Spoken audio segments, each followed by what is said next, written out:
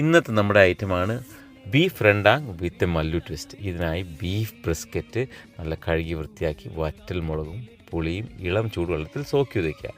ഈ കാണുന്ന ഐറ്റമാണ് ലെമൺ ഗ്രാസ്. ഈ ലെമൺ ഗ്രാസും ഒരു പിടി മല്ലിയും ഒരു പിടി കുരുമുളകും ചെറുതായിട്ട് ചൂടാക്കി നമ്മുടെ ഗാർലിക്, ജിഞ്ചർ, പച്ചമുളക്, ചെറിയുള്ളി, നല്ല സോക്ഡായ മുളകും പുളിയും കുറച്ച് പച്ച വെളിച്ചെണ്ണ ഒഴിച്ചിട്ട് മിക്സിയിലിട്ട് ചന്നം പിന്നെ മാഷ് ചെയ്ത് ഒരു തിക്ക് മാരിനേഡ് ആക്കി എടുക്കുക.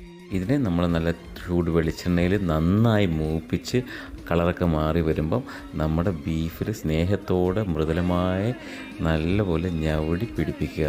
കുറച്ച് സ്പൈസസും ധാരാളം കറിവേപ്പിലയും നമ്മുടെ ഈ ബീഫിൽ ബാക്കി വന്ന ഗാർലിക്കും ജിഞ്ചറും തേങ്ങാപ്പാലും ഒഴിച്ച് ഒരു 5 വിസിൽ സാധനം റെഡി. ഇനിയാണ് നമ്മുടെ ട്വിസ്റ്റ്, നാടൻ കായ.